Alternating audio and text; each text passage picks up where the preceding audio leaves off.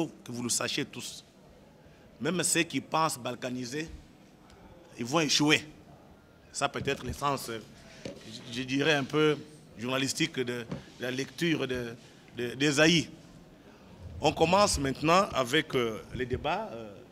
Nous prenons d'abord les étudiants, parce que nous sommes ici à l'université. Il faudrait que nos étudiants, vous qui êtes l'avenir de demain, l'avenir de ce pays, il faut que les étudiants parlent.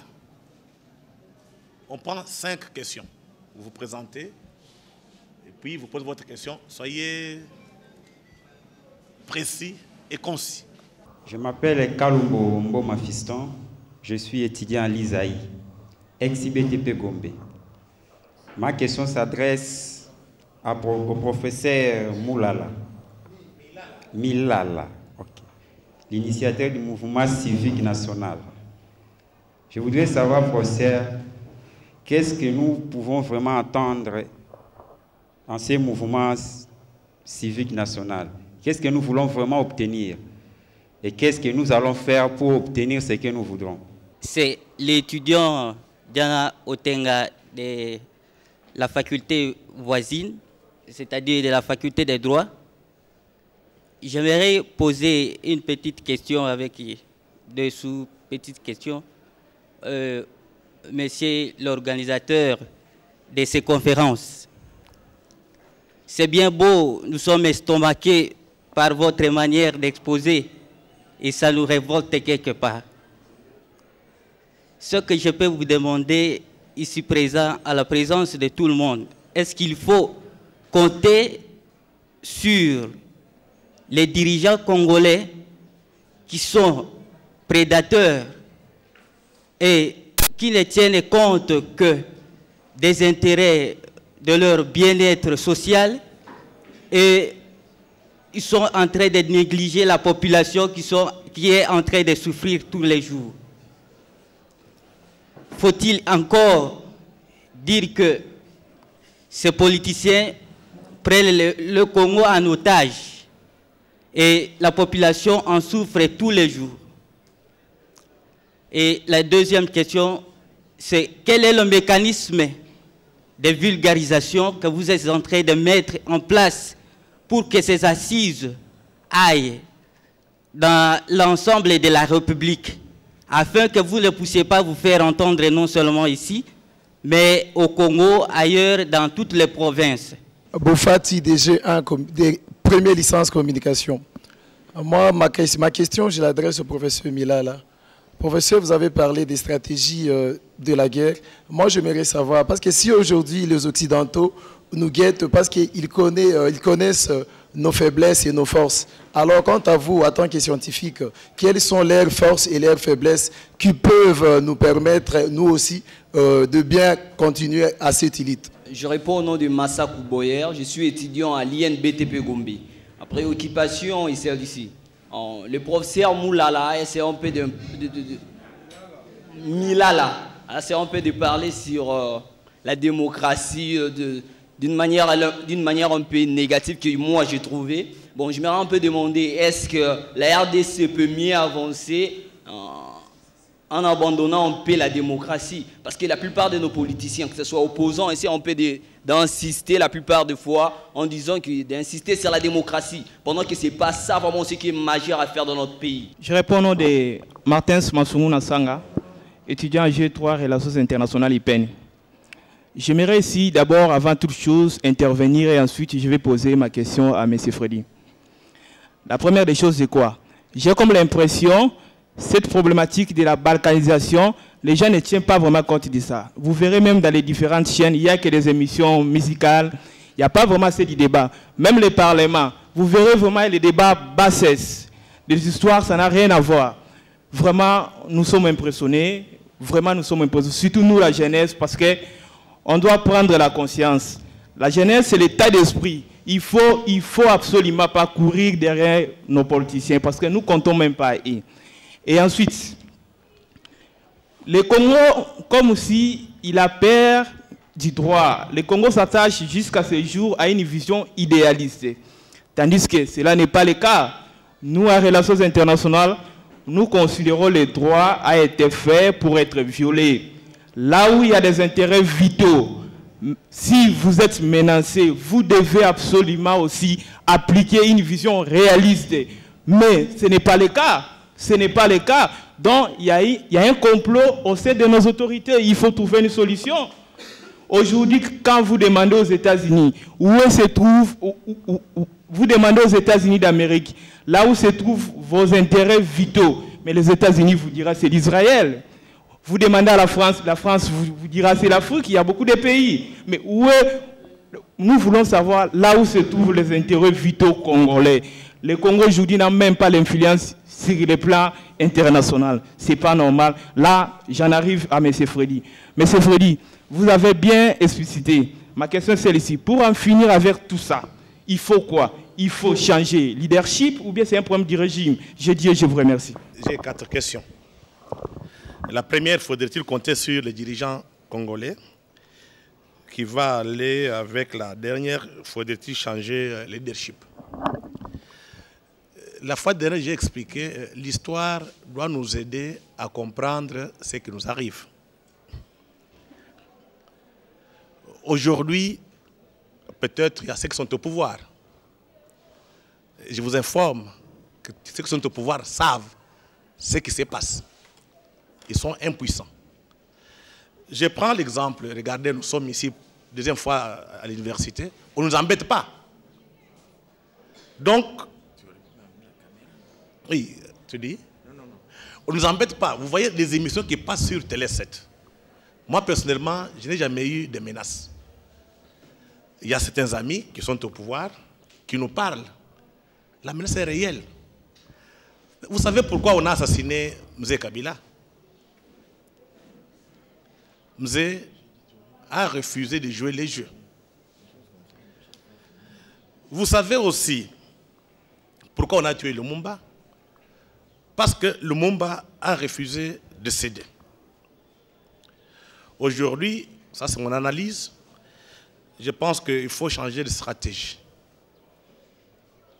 On avait posé la question à Ludo Martins, qui a publié les livres sur la mort de Lumumba, l'assassinat de Lumumba. Il a dit qu'il faudrait que les élites de demain, pour éviter qu'il y ait plusieurs musées, qu'il y ait plusieurs Lumumba, il faut que les élites de demain travaillent avec la masse. Quand on aura une masse critique, le peuple est conscient, informé, ceux qui ont toujours l'habitude de devenir assassinés vont reculer. Nous avons la chance aujourd'hui, avec la télévision, avec l'Internet, avec les nouvelles technologies, nous avons une arme dans nos mains. On peut se faire entendre. Ce qu'on écrit dans les journaux, ce qu'on parle à la télévision, les gens commencent à en tenir compte. Donc il ne faut pas se décourager, il ne faut pas avoir peur de la mort, et nous espérons que vous aurez le courage d'aller plus loin. L'élément concernant les mécanismes, comment est-ce qu'on peut faire pour couvrir toute la République? On n'a pas de moyens. C'est ainsi qu'on dit. Il faut éviter aussi que quelqu'un dise que c'est grâce à moi que les choses ont changé. Les temps ont changé aussi. Nous venons ici à l'UNIKIN. Je pense qu'on va mettre en place cette structure. C'est pour que les choses continuent. Vous devez prendre conscience. Il n'y a que ça. Je pense que M. Laurent Désiré Kabila l'a dit, prenez-vous en charge. On n'a pas d'autre choix. On peut pleurer. Nous sommes dans un monde où il y a une violence telle qu'on ne vous laissera pas faire. Donc, il faut nous préparer psychologiquement d'abord à résister et à nous organiser. Si vous rentrez dans vos salles de cours ou bien à la maison, vous transmettez les messages aux autres et regardez les dangers de notre pays. Nous devons nous organiser. Et si, peut-être, après 20 ans, on fait la sommation, parce que les jeunes gens qui sont à Amsterdam avaient organisé, il y a 2 ou 3 mois, une conférence sur les frontières du Congo dans 20 ans, en 2020.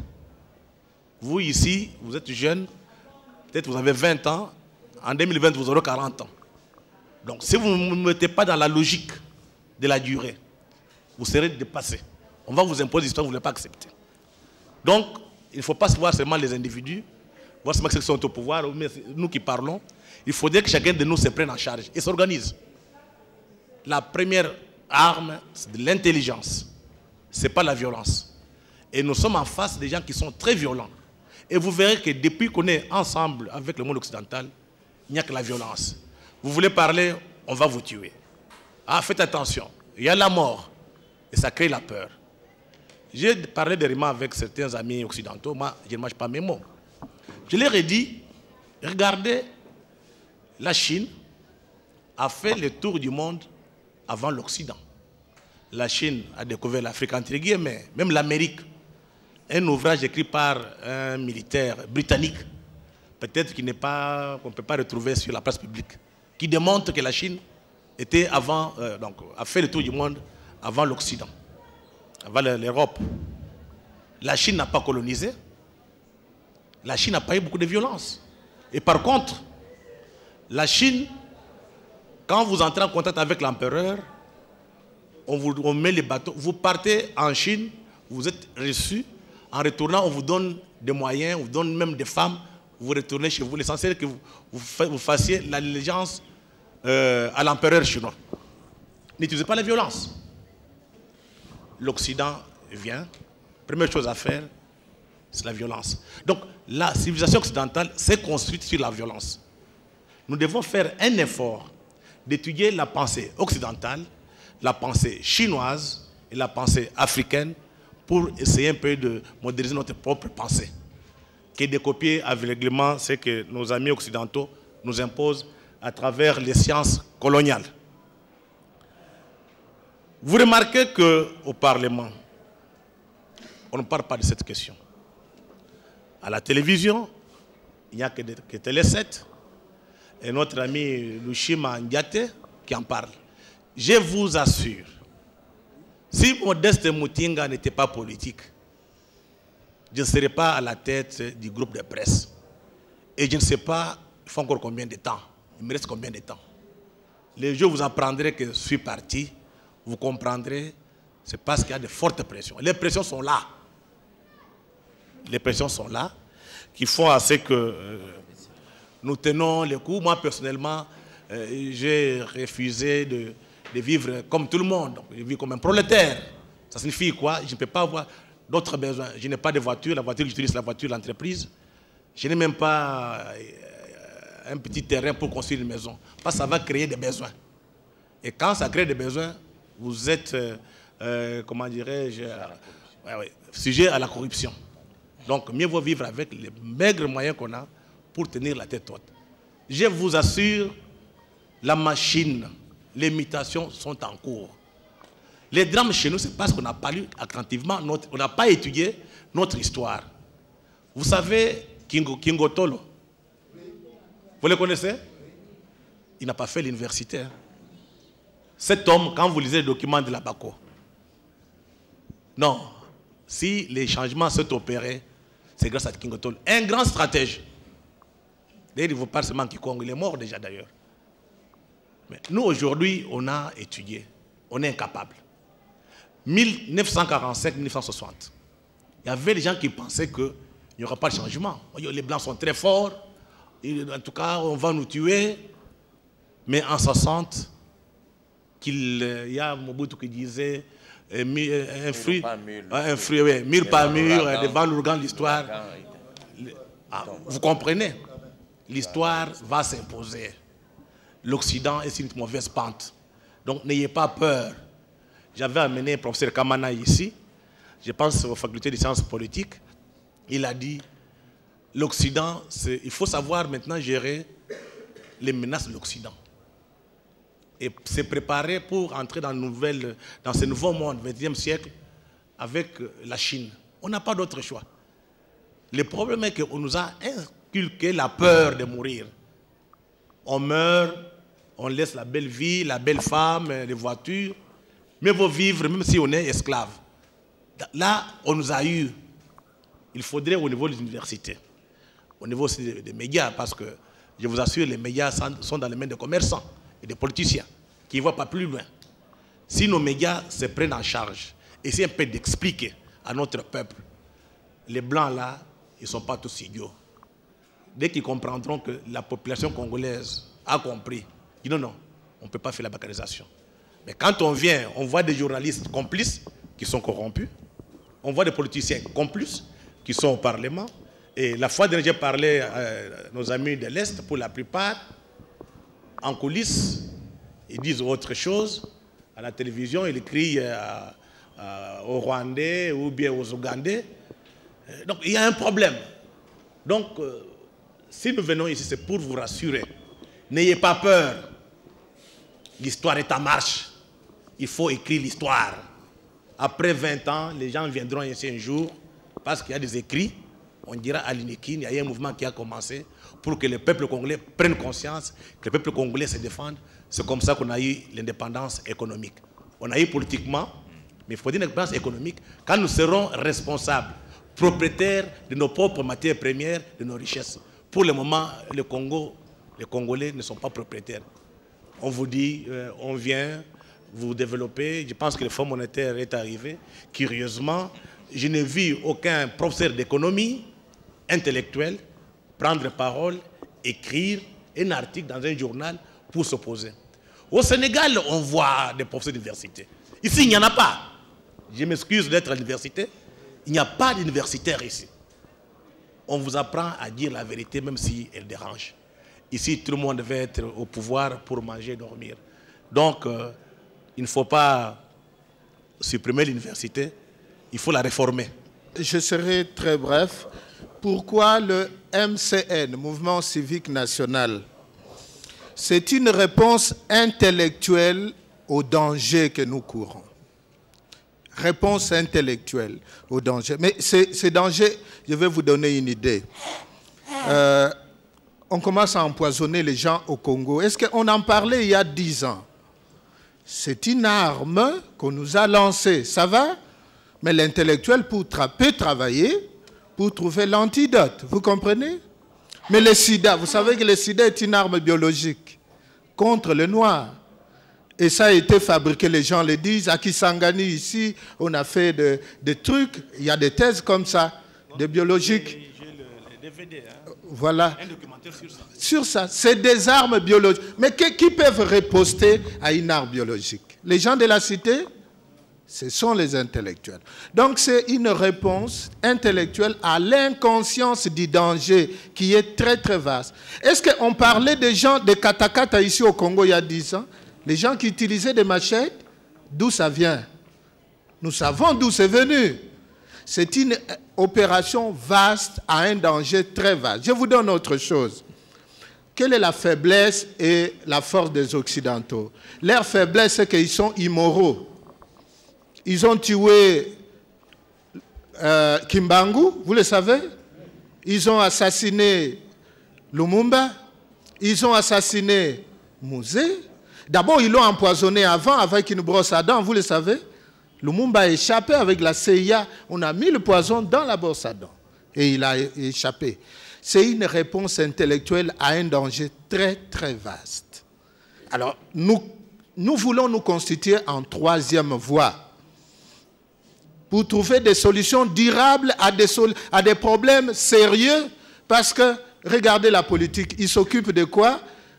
Quel est le porte-parole de l'opposition? Regardez-moi ce dont ces gens s'occupent. Donc c'est une réponse intellectuelle. Alors, la Constitution nous donne des moyens de faire une démocratie pacifique pour prévenir les grands chaos. Si nous signons ce que nous voulons, nous avons 100 000 personnes ont signé pour quelque chose. Mais nous les déposons. Moi, je voulais qu'on dépose ça auprès du Sénat, qui est l'institution qui est venue de notre mandat, qui, à mon sens, a encore un peu de légitimité. Je ne politise rien.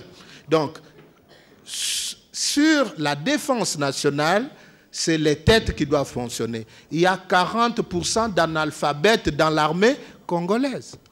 Vous savez pourquoi Léopold II ne faisait entrer que les gens à l'école primaire, les soldats, pour leur imposer l'obéissance? Quand vous avez fait l'école primaire, le commandant est licencié, vous allez faire quoi? Obéir. L'objet, là, on vous met des illettrés pour qu'ils obéissent. C'est cela. Je vous ai dit, parmi les sous-officiers et les officiers, 1% des docteurs et des diplômés en études supérieures. 1%. Est-ce que vous tolérez cette affaire-là? C'est ça. Donc, c'est plus vaste que ce que je dis. les faiblesses des Occidentaux, ce sont des immoraux. Regardez comment ils font leur argent. Le capitalisme, ils vont tuer Saddam Hussein pour prendre quoi? Du pétrole. Ils vont tuer les Libyens, c'est pour prendre quoi? C'est la sauvagerie. C'est une réponse générale aux problèmes internes et aux problèmes externes. Ensemble, des gens qui réfléchissent. Combien de gradués il y a ici? Combien de licenciés maintenant on a au Congo? Combien licenciés? Combien? Mais quand ils ont fini, où est-ce qu'ils vont? Ils commencent à vendre de la braise ou faire la monnaie, ceci. Ils ne sont pas inutiles. Tout ça, c'est planifié. C'est-à-dire que nous n'allons pas donner la matière au mouvement civique national. C'est nous-mêmes qui allons nous donner la matière devant le danger important qu'il y a, qui risque d'emporter notre pays. OK? Donc c'est pour ça. Alors pour finir, j'aimerais dire, c'est pour moraliser les procédures. Regardez les budgets. Vous savez comment, moi j'étais dans une institution de recherche importante, nous sommes allés défendre notre budget. On fait descendre, tous les services de l'État défendent le budget en un jour, tous. Et nous, on nous avait donné de 21h à 21h30. Nous arrivons, les directeurs chargés de suivi et élaboration du budget, ils somnolaient.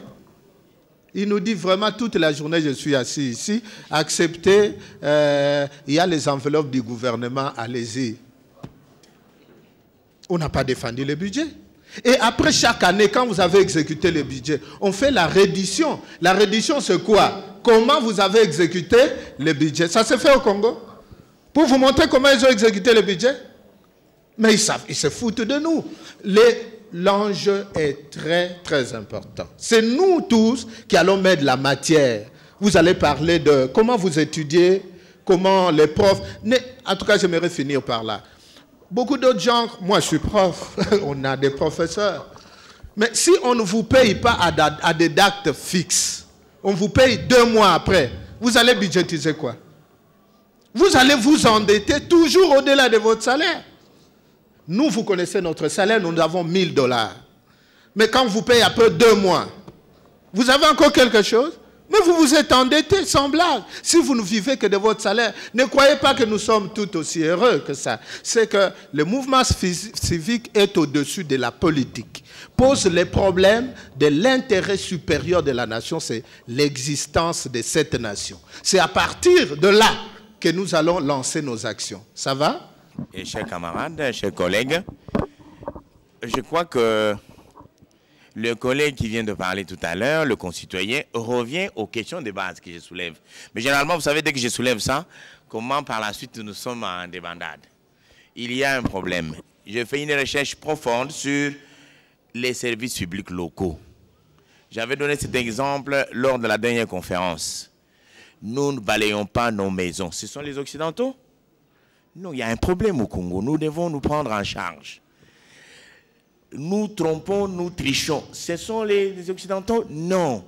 Il y a un effort à faire pour nous-mêmes. Je ne voulais pas laisser passer cette intervention sans compléter. Je ne veux pas être trop large. Sachez que nous sommes responsables. Moi, j'accepte l'opinion de mes collègues qui sont plus branchés sur l'Occident. 50 ans après, votre frère aîné, votre papa, professeur Famba vous dit, 50 ans après, dire que c'est toujours les autres qui sont responsables, je ne les soutiens pas. Je les respecte. Et au moins, quand il entame une action, il la programme, et j'ai entendu les éléments de confirmation. Je vous avais donné un exemple d'une coopération interuniversitaire, que la commission qui vient de l'Europe, elle est préparée pour venir arracher le marché. Mais que la vôtre, elle n'est pas préparée. Ça n'a rien à voir avec l'Occident. Quand ils viennent, cette question posez-vous là. Quand ils viennent, vous voulez qu'ils fassent quoi? Qu'ils fassent une église pour chanter pour vous? Non, messieurs. Nous avons compris, quand ils viennent, c'est pour leurs intérêts. Mais sachant ça, Freddy vous l'avez demandé quelles sont les faiblesses des Blancs. Et le professeur Miller l'a dit. Mais, mes amis, ces gens-là s'organisent, ils viennent pour leurs intérêts. Il y a un étudiant qui l'a dit, que nous, c'est des intérêts et le droit est là pour être violé entre les États. Nous comprenons ça. On a déjà compris la chose. Maintenant, il faut nous organiser, signer la pétition, faire des structures qui vont vous permettre, vous tous, de vous prendre en charge. Nous sommes en deçà de l'être humain. Ça n'a rien à voir et on nous a abrutis, il l'a dit. Tous les éléments sont déjà sortis. C'est nous qui devons faire un effort. J'arrête d'agir là-bas et j'aurai l'occasion d'y revenir quand j'aurai des questions. Ok, on prend encore 5 questions. Oui, je donne à M. l'abbé et puis on va prendre le chef de travaux. Ma question s'adresse au professeur Fwamba. Elle est une question, en même temps, elle est un conseil que je lui adresse. Le conseil est celui-ci. Je considère, comme étudiant, qu'un professeur, c'est un intendant de la science des dieux. Donc, après Dieu, sur le plan du savoir, vient directement le professeur. La science, dis-je, que le professeur communique aux étudiants, elle vient de Dieu. Alors, comme elle vient de Dieu, c'est la vraie science. C'est-à-dire une science qui ne trompe pas. Une science qui construit. Moi, je suis sidéré par ces propos. Ou bien peut-être que c'est moi qui ne le comprends pas.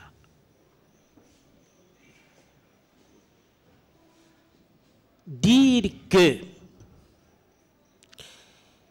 il n'y a pas guerre parce que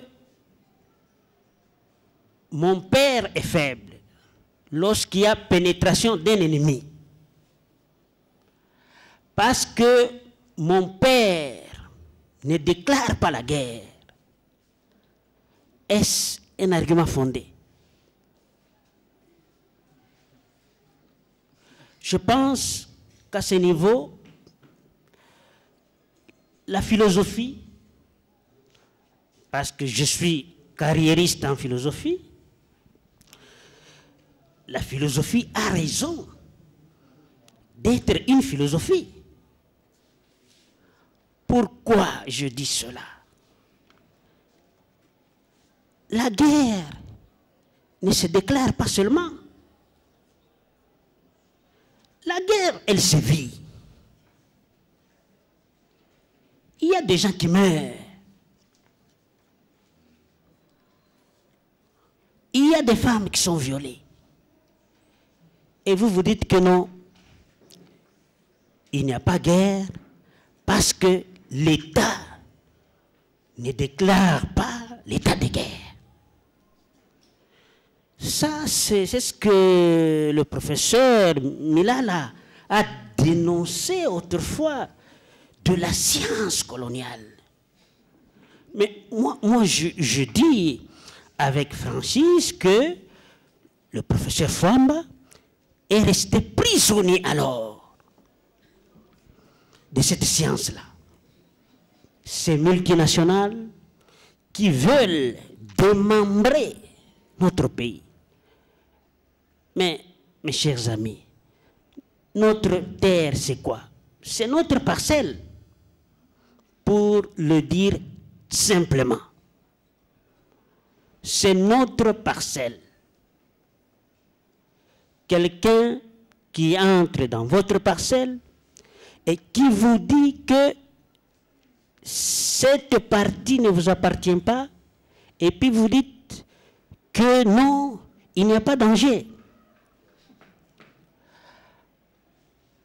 Le Congo, moins 1 seul centimètre carré, n'est plus le Congo. Je n'en doute pas. 1 seul centimètre carré, démembré, découpé, ce n'est plus le Congo.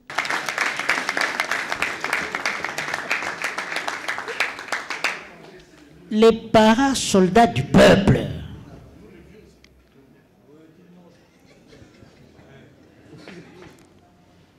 Voilà le message que j'avais à vous transmettre. Je vous remercie. Le chef de travaux est qui là, philosophe. Je n'allais pas intervenir en commençant par ce que je vais faire maintenant, mais je crois qu'il est important. Le prof Fwamba se met dans le droit et dans la philosophie du droit et doit susciter des questionnements. Vous dites que la nourriture est bonne, très pimentée, très salée, et vous mangez sans réclamer. C'est que la nourriture est bonne. Quitte aux enfants maintenant de dire non, non, non, non, non, cette nourriture n'est pas bonne, notre papa est en train de faillir, et réagissons. C'est ça la théorie des femmes. C'est là où il se situe. Vous avez déjà vu un pays pareil? Où il y a guerre, les gens meurent, vous envoyez des hélicoptères de combat, les porte-paroles passent et disent mais non, ce sont des poches de résistance. Ce sont des simples poches de résistance. D'ici là, nous allons en finir. Des promesses électorales en promesses électorales pour finir un problème. Vous êtes élu pour ces problèmes-là. 5 ans après, vous voulez qu'on vous élise encore pour ces mêmes problèmes. Et le peuple danse. C'est qu'il n'y a pas guerre. Cessez de nous distraire. C'est ça la théorie des femmes. En ce qui me concerne personnellement, je crois que j'ai beaucoup suivi M. Freddy à la télé.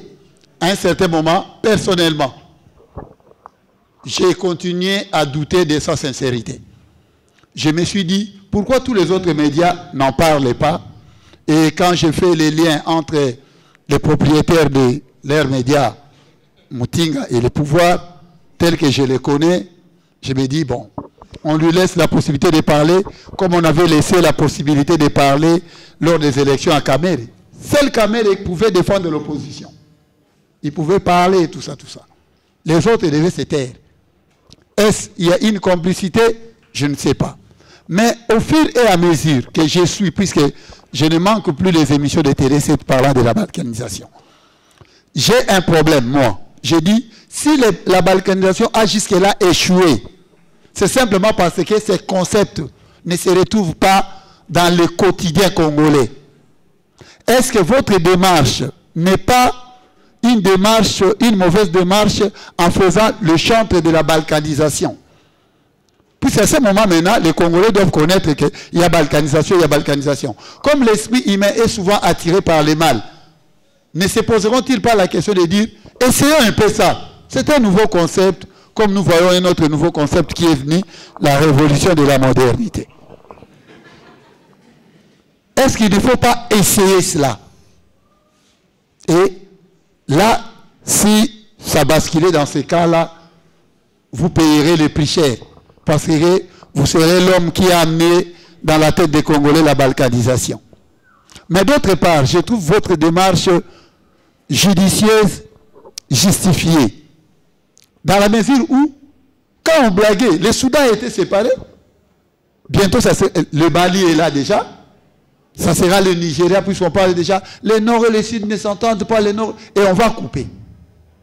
Et quand on dit balkanisation du Congo, les gens croient que c'est l'Est qui va partir et le reste va rester. Non.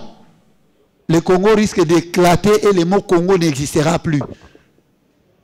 On va l'éclater à au moins 5 à 6 nations. Bien.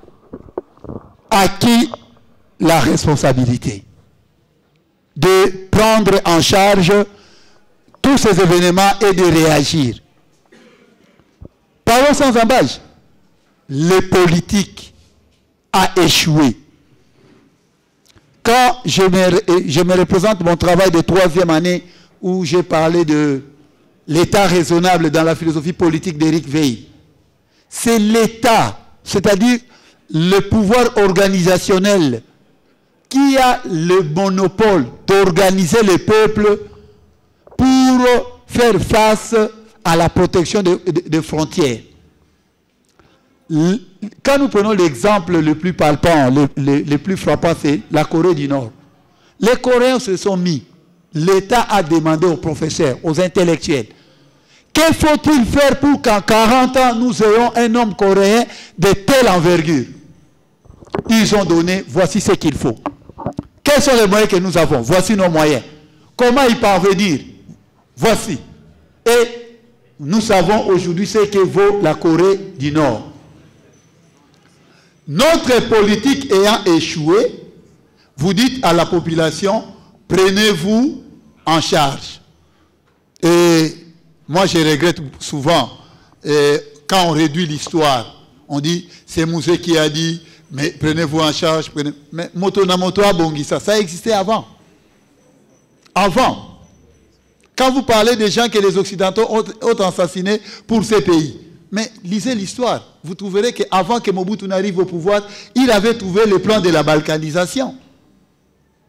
Et quand il a commencé à prendre conscience, regardez, Lumumba est la première personne à avoir dit balkanisation, à ces termes, balkanisation. Mais depuis, personne de nos autorités, personne n'a pu prononcer ces mots-là. 32 ans de Mobutu, je ne l'ai pas entendu parler de cela. Kabila le père? Le fils? Non. Parlons d'autre chose. Écoutez, dans quel contexte? Il l'a dit dans quel contexte? Envie, malgré de la balkanisation. Non, Lumumba a dit, attention, la balkanisation du Congo, c'est pour demain. Lui n'a pas dit ça. Et j'aimerais dire ceci, qu'il y a un moyen de contourner la balkanisation en laissant la population sans ces concepts-là et en prônant l'unité nationale, l'importance de l'unité, l'importance de ceci, nous pouvons y arriver. Mais comme le politique a échoué, nous disons que la population doit se prendre en charge. Mais ce n'est pas toute la population. La maman maraîchère ne se prendra jamais en charge, elle ne comprend pas. Il n'y a que deux instances de la population aujourd'hui. Un, comme a dit l'abbé Jacques, il y a d'abord nos dieux sur terre, nos professeurs, qui comprennent la chose. Deux, la force de fer que nous avons, la lance de fer, ce sont les étudiants. Souvenez-vous, Bukavu prie, 2 jours après, les étudiants descendent à la cité, Bukavu a été remis entre les mains des Congolais. La force qui peut changer les choses, c'est la force estudiantine. Malheureusement, il n'y a plus d'étudiants sur la colline inspirée. Vous m'excuserez, chers camarades. Il n'y en a plus. Il n'y a que les membres d'un parti politique. Regardez comment les étudiants se battent pour se faire représenter, pour être représentants des étudiants. C'est un problème alléchant aujourd'hui. À notre époque, on s'en foutait. Être CP ou ne pas être CP, ce n'est pas notre problème. Ce qui est correct, nous acceptons. Ce qui n'est pas correct, nous refusons. Voilà, donc les étudiants doivent prendre en charge leur population et les professeurs.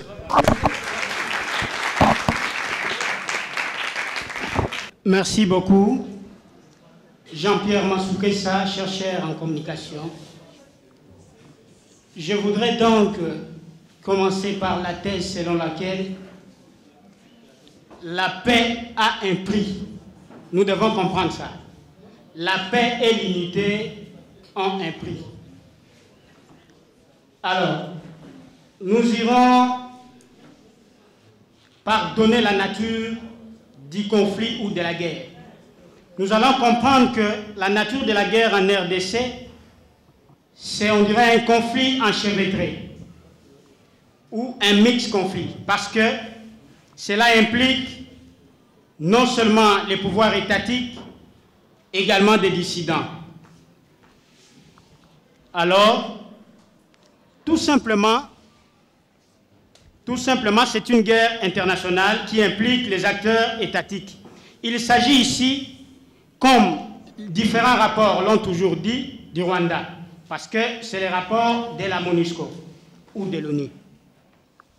L'adversaire étant connu, le Rwanda, c'est sûr qu'il y a éclatement du conflit. Alors, il faut une attitude à adopter, parmi lesquelles il y a la compétition, la soumission, la fuite ou la coopération. La République démocratique du Congo doit pouvoir adopter une attitude par rapport à ces conflits, par rapport à cette guerre. Si nous devons parler de la coopération, je crois que les intervenants ont dit que la RDC avait envoyé une délégation au Rwanda pour coopérer. Mais à 3 jours de cette coopération, nous avons constaté que les CNDP, aujourd'hui M23, qui étaient dans la majorité présidentielle, a jeté les tabliers et finalement ils sont partis. Donc c'est pour dire que la coopération n'a pas tenu. Est-ce qu'il faudrait soumettre la RDC à la fuite? Est-ce qu'il faudrait soumettre la RDC à la soumission?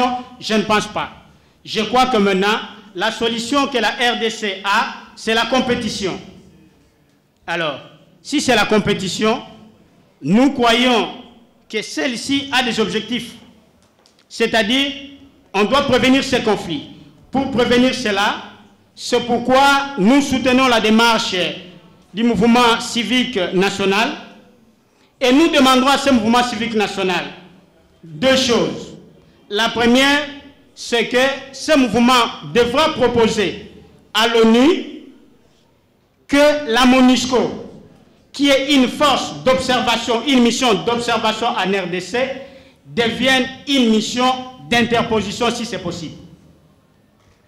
Parce que, on dirait, un député national avait dit la fois passée que ces hommes de la MONUSCO sont venus balader sur le territoire congolais.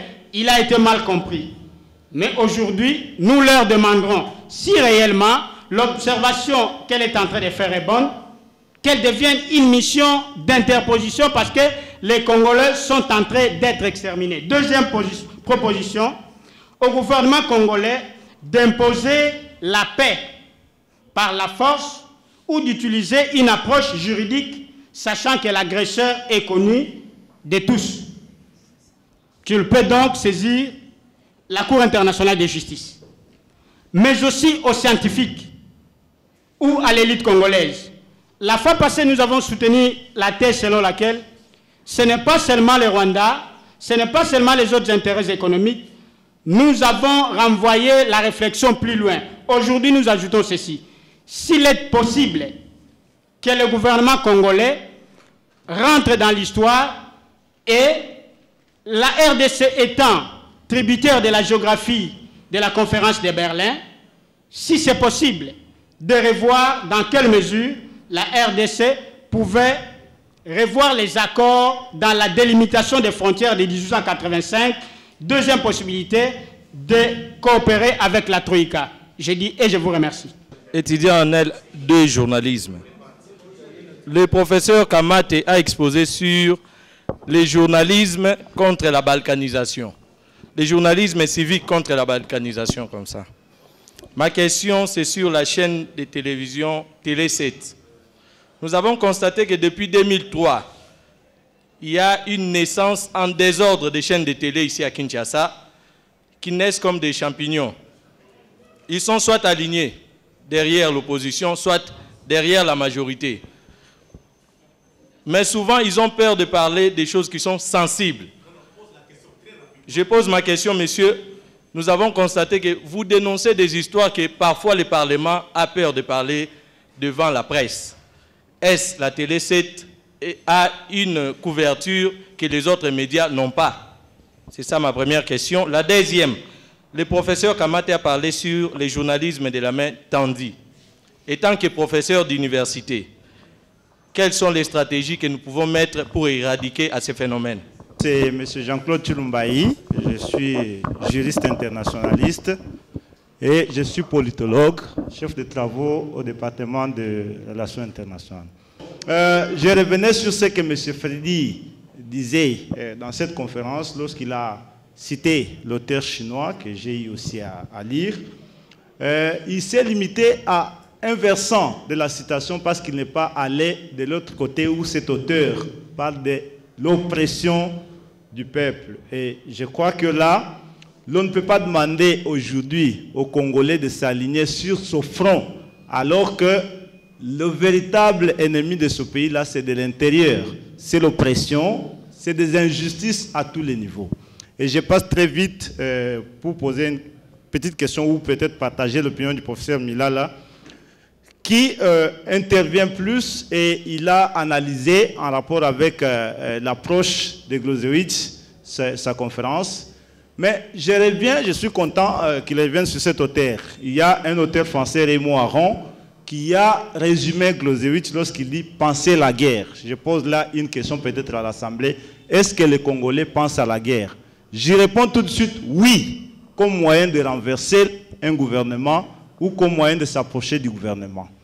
La mauvaise leçon, et d'ailleurs très sale, nous a été donnée par le régime en place, parce que c'est eux qui dirigeaient.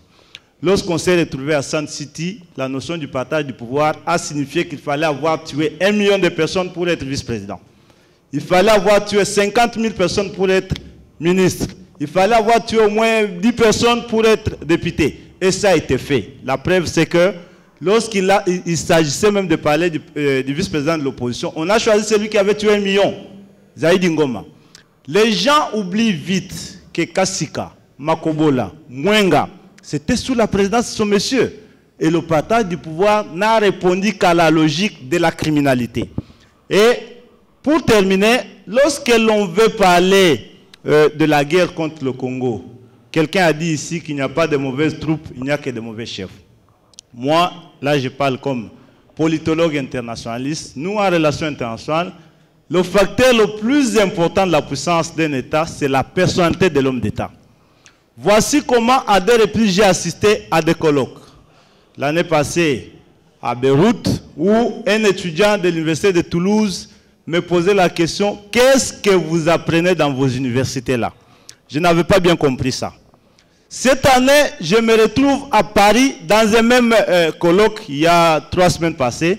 Un étudiant ivoirien me pose la question « Qu'est-ce que vous apprenez dans vos universités-là » J'étais scandalisé. Et cette fois-là, je voulais savoir qu'est-ce qui les amène à poser cette question seulement aux Congolais. Et l'étudiant ivoirien me disait, parce que nous avons appris que le Parlement a pris 2 mois pour discuter sur le niveau d'études des personnes qui devaient se présenter aux élections. Et après, on disait qu'il n'y a pas besoin de niveau d'études. Ça signifie que ce pays qui a le plus grand nombre d'universités en Afrique n'en connaît pas encore l'utilité. Alors qu'aujourd'hui, pour nous qui sommes les diplomates, lorsque vous allez au Brésil pour diriger une ambassade, vous devez avoir une thèse soutenue. Donc, docteur à thèse, pas docteur, docteur à thèse.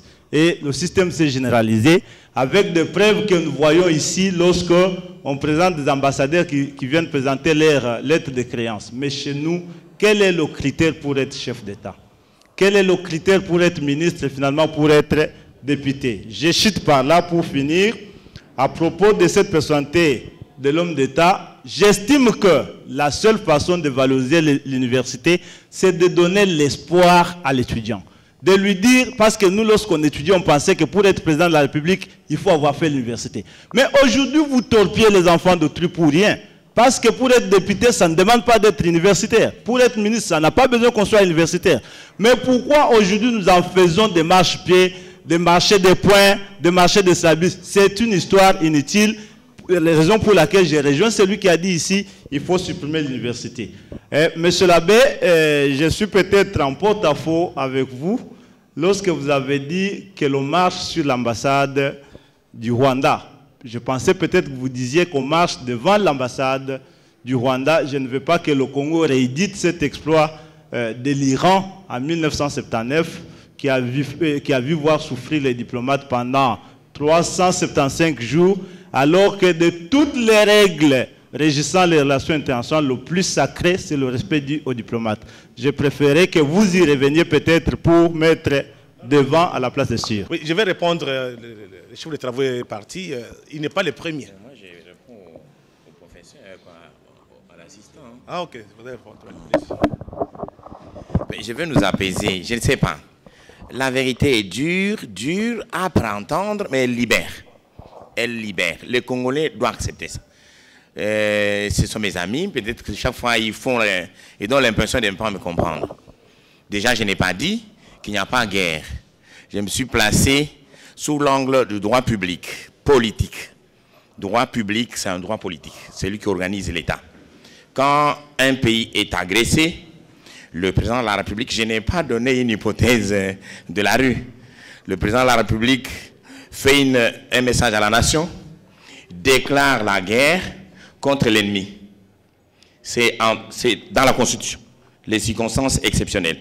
Il y en a trois. Il y a l'état de siège, l'état d'urgence, et bon, ce sont les circonstances exceptionnelles. Et l'état de siège, c'est lorsqu'il y a une guerre grave qui entrave le fonctionnement des institutions politiques du pays.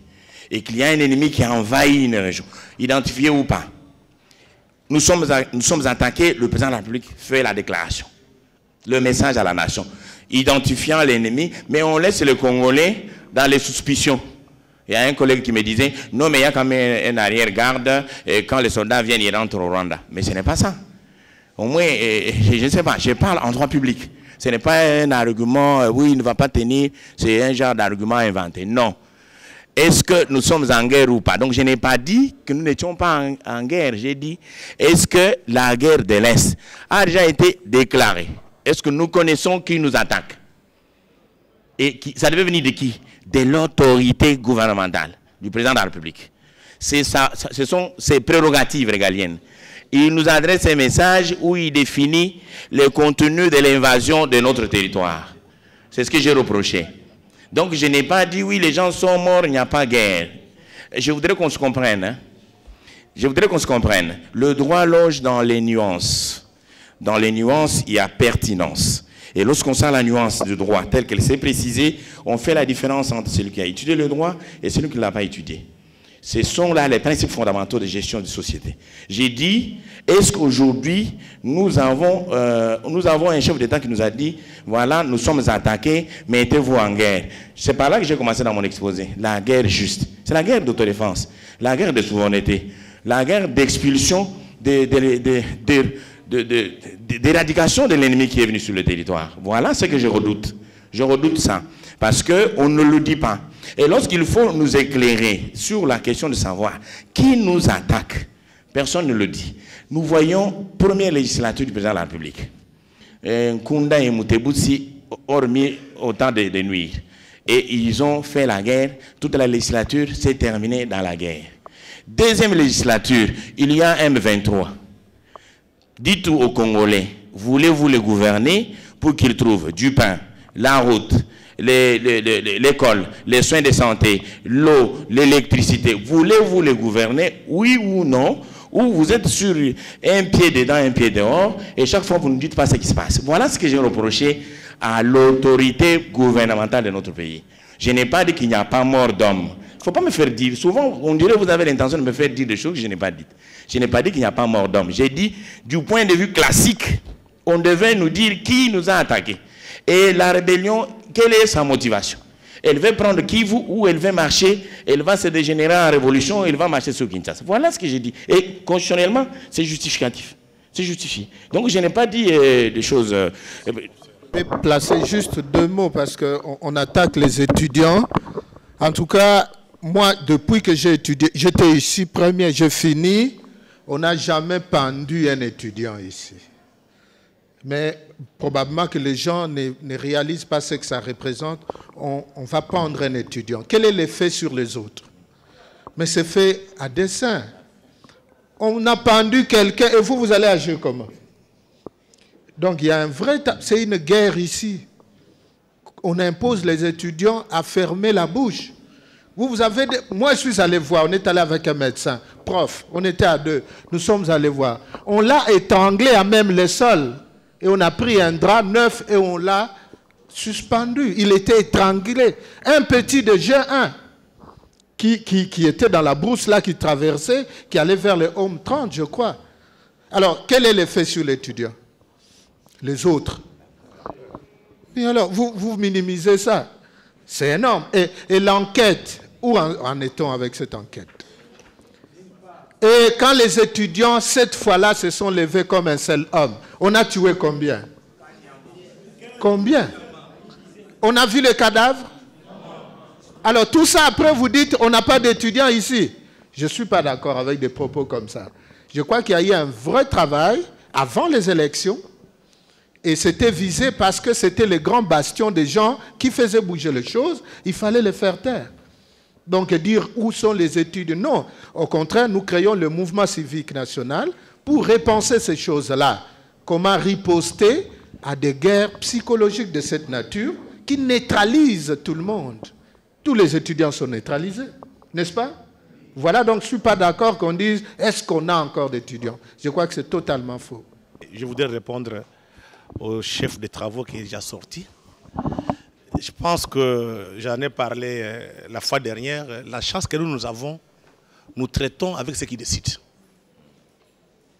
Je suis à la tête d'un groupe de presse.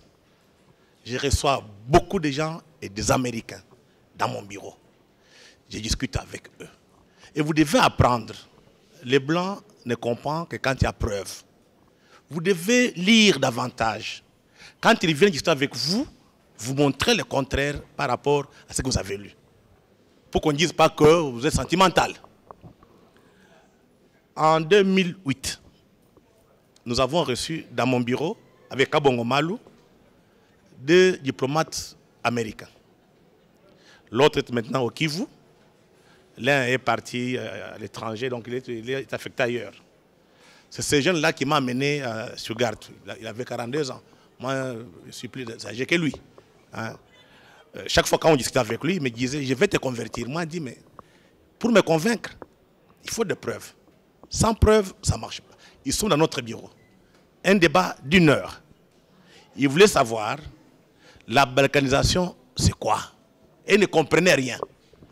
C'est le département d'État américain, donc on peut dire Mme Clinton, qui a demandé qu'on explique la balkanisation, c'est quoi? Ils ont fait les rapports à Washington. Nous, on ne savait pas, mais il y a eu quand même fuite avec Wikileaks.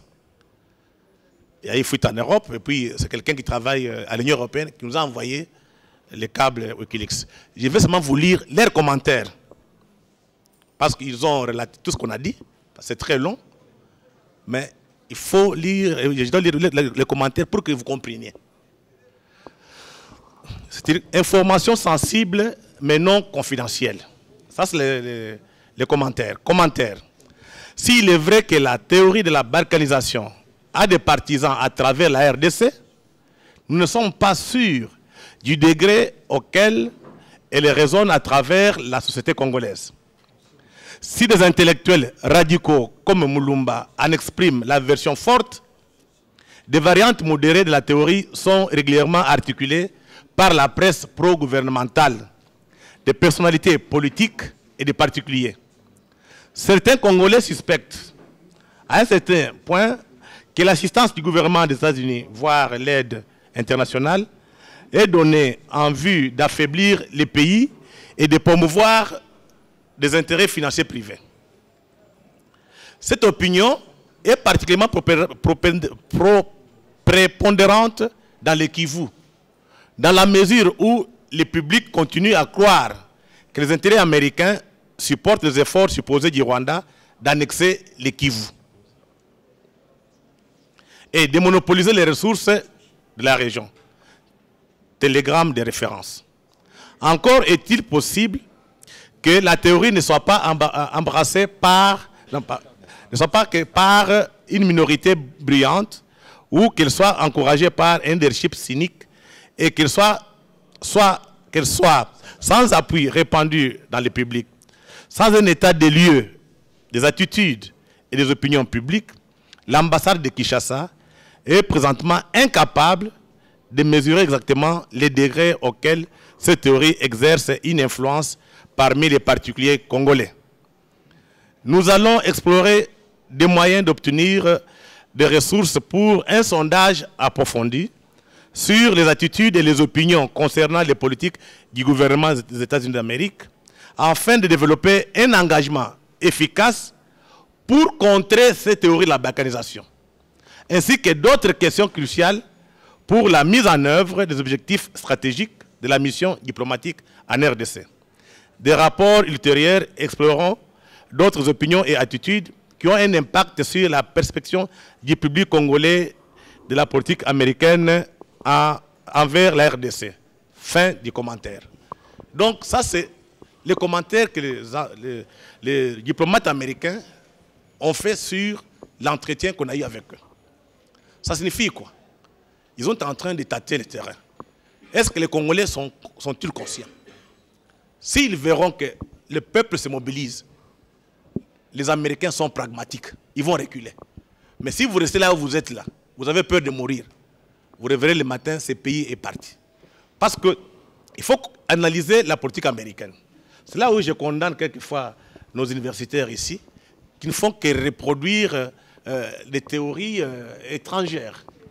Je pense qu'ici, à l'université de Kinshasa, aux relations internationales, on devrait avoir des spécialistes dans la politique américaine, surtout la politique étrangère. L'Américain qu'on a reçu au bureau, il m'a dit ceci. Vous ne savez pas comment la politique américaine fonctionne étrangère. Il m'explique qu'il y a plusieurs lobbies. Vous avez les militaires d'un côté, vous avez les services de renseignement, vous avez les politiques, vous avez les financiers. Tout, ils s'affrontent. C'est lui qui va imposer son point de vue, c'est lui qui va passer. Donc, si nous comprenons la politique américaine aujourd'hui, la politique étrangère, c'est question maintenant de faire des lobbies, pas faire la guerre. Il faut un lobbying à l'étranger. Dernièrement, Charles Onana, que vous connaissez bien, il m'a appelé de Paris. Il m'a dit, j'avais publié un article intitulé « L'Holocauste oublié à l'Holocauste occulté ». Charles me dit ceci, pour la première fois, dans les milieux occidentaux, on dit au moins que les Congolais ont compris. Parce que le 28, c'était à travers le monde entier. Là où se trouvaient les Congolais, même 3, ils ont manifesté. Et en manifestant, ils avaient quoi? Les drapeaux congolais. Et le message est passé. C'est vrai, nous travaillons à l'intérieur, mais ceux qui voyagent, qui partent à l'extérieur, doivent faire un travail pour les intérêts du pays. Ne comptez pas sur les hommes politiques. Ne comptez pas. Nous devons nous organiser de façon que nous défendons. Moi, quand je voyage beaucoup. Je vais aller au Canada bientôt, au sommet pas de francophonie, mais au sommet du forum mondial de la langue française. Je sais comment je vais faire le lobbying. Ça, c'est nous-mêmes. N'attendez rien des politiciens. Mais si vous ne faites rien, il ne faut pas pleurer. Et c'est là où je demande ici à l'université de faire un effort. L'effort, c'est quoi? Il faut vous libérer de la tutelle occidentale sur le plan intellectuel. Ce n'est pas normal qu'on voie au niveau. Ce n'est pas normal qu'on voie autour des sciences politiques là-bas, tout comme en histoire, des étrangers. Ça pose un problème. Quand moi je viens, j'observe, il y a un problème. Tout ce que vous faites, on vous oriente. Ces gens ne viennent pas ici pour rien. Libérez-vous. Moi, j'ai décidé, quand je parle à l'étranger, d'acheter des livres et je m'instruis. Quand on entre en débat avec eux, tout peut me convaincre. Donc il faudrait nous documenter. C'est sa seule arme. Penser à la guerre, ce serait une illusion parce que c'est eux, ils sont plus puissants que nous. Il faut nous tuer. Donc il faut un lobbying.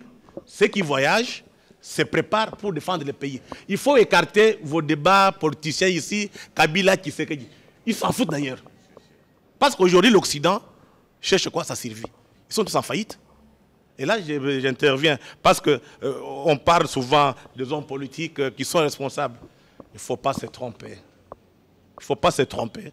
Je pense qu'aujourd'hui, nous sommes victimes du capitalisme international prédateur. Ces gens sont puissants. Les 27, on était, moi avec le professeur Yoka, à l'ambassade de l'Union européenne, chez les patrons qui viennent de partir, Zing. Ils étaient partis voir le président Kabila. Les 27, hein, avant les 28, après ce désordre-là. Le dimanche, on était à la maison chez l'ambassadeur. On mangeait.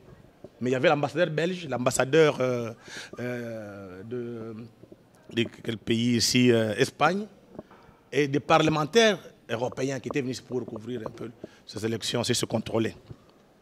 On a engagé un débat. D'abord, dès que l'ambassadeur est arrivé, il a parlé. C'est ça que je dis qu'il faut faire attention. De pointer du doigt nos hommes politiques. L'ambassadeur dit ceci. Kabila est inquiet de la balkanisation. Ils ont parlé avec eux. Ça, c'est l'ambassadeur qui nous dit. On entre dans les débats. L'ambassadeur belge, il a parlé, il n'a pas fait longtemps, il est parti. Parce que le mouvement, c'est que l'ambassadeur nous a appelés, c'était un Allemand. Ils en ont marre parce que nos amis belges disent qu'ils traitent, ils sont spécialistes du Congo. Donc nous là, moi j'ai étudié chez eux, j'arrive ici, je vois un ambassadeur qui dit non, il connaît mieux que moi. Il y a un problème. Les Allemands ont changé leur tactique. C'est à nous de nous prendre en charge. J'ai parlé, on a dit à l'ambassadeur, les Congolais de 60, c'est fini. Vous devez tenir compte de ce qui se passe à l'intérieur et à l'extérieur. Si vous voulez demain que ça marche. Avant que l'ambassadeur de l'Union, de l'Allemagne et des femmes qui fait qu'il est à la maison, j'ai eu à discuter pendant 2 heures chez lui à la maison pour me dire ceci. Et ça, vous devez comprendre. Lui, il veut que Kabila et Tshisekedi se rencontrent. Pourquoi? Nous, on n'a pas d'intérêt ici, ni dans les mines, ni dans le pétrole. Nous avons des matières, des produits à vendre. Donc on a besoin d'un Congo stable et riche. Comme ça, on va vendre. Nous voulons que Tshisekedi et Kabila se rencontrent. Mais les autres n'en veulent pas. Donc, nous devons faire un effort d'avoir des arguments pour notre propre pays. Je vois les gens qui passent à la télévision, ils passent tout le temps à se chamailler. On perd le temps. L'Occident veut survivre aujourd'hui, en particulier l'Union européenne. Si vous ne comprenez pas, j'ai toujours dit, nous serons des esclaves ici. Ceux qui vont parler, on va tuer un ou deux, tout le monde va fuir. D'ailleurs, on voit ici la peur, on va vous tuer, on va vous tuer. On n'a plus peur de la mort. Je pense que parmi vous, il y a des gens qui vont faire rapport là-bas. Je n'ai pas peur de la mort. Tant que je suis à la tête du groupe de presse potentiel, ça va exister. Et je suis sûr, tôt ou tard, le peuple congolais va se libérer. Et quand le Congo va se libérer, c'est toute l'Afrique. On n'est pas conscient de ça. C'est ça que j'ai dit, quand on a des petits pays qui corrompent notre élite, on fait des ONG, on vous donne l'argent, vous pensez que la vie peut se résumer à avoir une voiture, avoir un costume, une femme, et aller manger à l'intérieur? Il y a un problème. Nous devons nous remettre en cause. Lisez Cheikh Anta Diop. Normalement, si j'étais recteur ici, c'est vous imposer, vous tous ici, Cheikh Anta Diop. Comme ça, vous allez changer votre mentalité. Bien, vous savez qu'il y a des métiers de clochard, c'est-à-dire des métiers ridicules. C'est comme des métiers, devenir militaire, devenir policier, enseignant, journaliste aussi. Oui, la plupart des journalistes sont des misérables. Très peu de journalistes ont émergé. Si bien qu'aujourd'hui, devenir conseiller dans un cabinet, disons, attaché de presse dans un cabinet, c'est vraiment un luxe. Si bien, c'est ce journaliste-là à qui nous demandons d'éveiller la conscience, c'est-à-dire des journalistes misérables. Ce n'est pas facile. Donc, je dis ceci, moi j'ai vu en Italie, évidemment il y a la presse écrite et la presse privée, les journalistes qui travaillent dans des médias publics et d'autres dans des médias privés. Eh bien, à partir du moment où vous avez une carte de presse, on vous donne aussi un numéro matricule de l'État. Vous êtes identifié.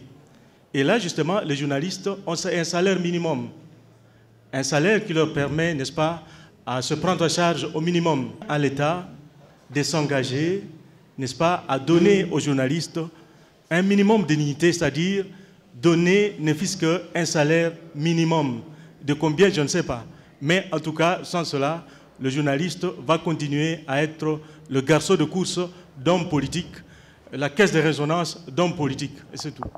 Nous allons maintenant instituer officiellement notre mouvement, le mouvement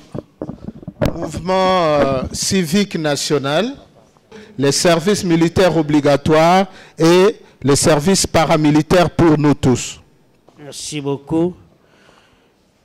Et juste pour indiquer l'étudiant qui va lire cette pétition,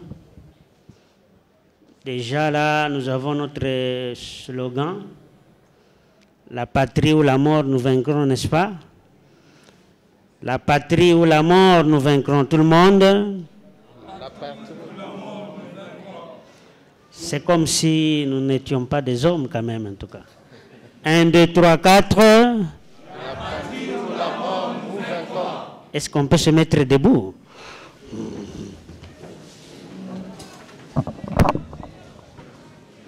Quatre. La patrie ou la mort, nous vaincrons. Quatre. La patrie ou la mort, nous vaincrons. Je passe la parole à notre délégué. Mettez-vous, s'il vous plaît. Pétition nationale à la résistance. Exposé des motifs pour une armée obligatoire et un service paramilitaire pour tous. Cette pratique, qui a fait bon chemin au XVIIIe et au XIXe siècle en Europe, écho durant les premières années de l'indépendance, réclamée encore par beaucoup de jeunes dans leurs forums et qui a fait l'objet des débats au Parlement dans le cadre de la défense citoyenne présente. Selon nous, plus d'avantages que d'inconvénients. Le modèle peut sembler dépassé, mais il semble que le passage à cette voie est l'un des facteurs qui ont conduit à l'édification des armées occidentales et à la normalisation des relations armées-société, qui a depuis lors évolué en partenariat. À l'opposé de ces contestataires qui pensent qu'il est plus coûteux et contribuerait à la prolifération des bandes des criminels qui opposent ces grands avantages. 1. Il peut contribuer à la solidification des liens sociaux et du rapport entre les citoyens et l'État. Le centre d'entraînement constituant, dans ces cas, un lieu de socialisation et de formation collective à la cohabitation pacifique. Cela peut contribuer à la création de nouvelles identités fondées sur des valeurs républicaines et non localistes. Ces procédés contribueraient en plus à la nationalisation des citoyens en leur rendant des responsables à tout moment de la survie de l'État. 2. La démystification de l'armée en faisant un service pour tous et en soi pour certains. Donc, tous les citoyens sont soldats et personne ne peut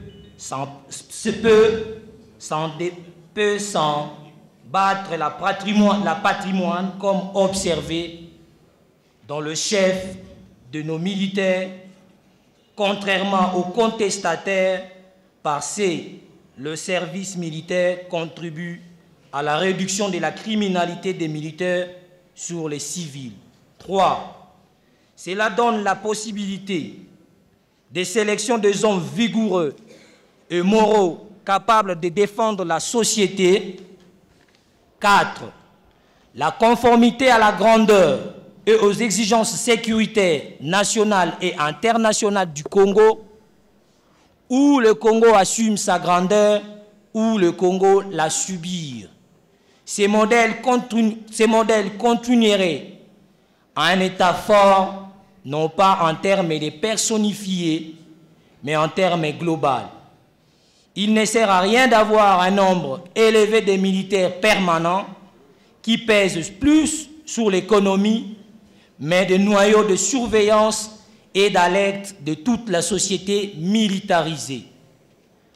Pour sa mise en œuvre, nous proposons que, du passage du cycle primaire au cycle universitaire, chaque élève soit soumis à 6 mois de formation, avec possibilité aussi pour ceux qui n'étudient pas de ne pas avoir leur carte d'identité avant la preuve d'une formation militaire subie.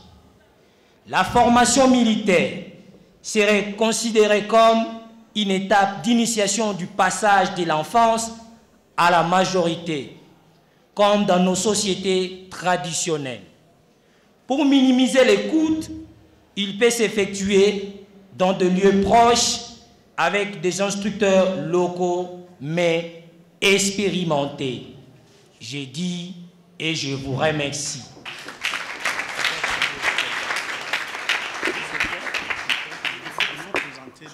Les comités qui dirigent maintenant, c'est les noyaux, professeur Milala, le professeur Fouamba, le chef de travaux Tchabela, le pasteur Nassiama et l'abbé Jacques Ingwe et l'étudiant Hugues pour le moment. Et nous allons signer maintenant, on va faire une signature, cérémonie rapidement pour signer cette pétition en commençant par nous. Ok, nous arrivons à la fin de notre journée de réflexion. La liste est là. Ouais, je pense qu'on va continuer les débats en dehors de ces cadres. Moi, je voudrais vous encourager. Vous comprenez, ma position ne me permet pas d'adhérer à un mouvement parce que je suis journaliste. Je dois être neutre. Nous, on a donné l'information. On vous laisse à vous de vous organiser sur le terrain. Et il faut savoir ce que vous faites. Ce n'est pas pour demain qu'on vous retrouve dans un cabinet ministériel. Vous le faites pour notre peuple. Ça prendra des années. Il y aura des menaces. Il y aura des gens qu'on va tuer. Il y aura des gens qu'on va arrêter. Mais on ne pourra pas arrêter l'histoire. Prenez conscience, la lutte que les Kasavubu, les Bolikango, les Lumumba ont faite, il faudrait continuer avec cela. Qu'il neige ou bien qu'il pleuve, mettez-vous en tête, ce pays sera indépendant. Et ceux qui pensent les diviser ne vont pas réussir. Le Congo, ce n'est pas le Soudan. En tout cas, nous terminons par ici. On se verra prochainement quand il y aura encore d'autres activités. Une fois de plus, merci et à la prochaine.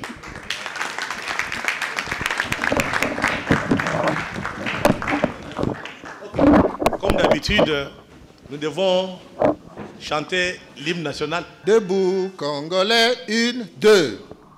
Debout, Congolais, unis par les sangs, unis dans les sangs pour l'indépendance de son enfant, longtemps courbé, et pour les bons, prenant le plus bel élan dans la paix au peuple ardent, par la mer, nous bâtirons ce pays plus beau qu'avant, dans la paix citoyenne. Entonner l'hymne sacré de notre solidarité, fièrement saluer l'ample main d'or de notre souveraineté. Congo, au pays Congo, bien allé Congo, au pays Congo, bien aimé Congo, nous préparons ton soleil, nous assurerons sa grandeur. 30 juin ou 30 soleil, 30 juin ou 30 juin, jour sacré soit les témoins, jour sacré soit l'immortel, serment de liberté.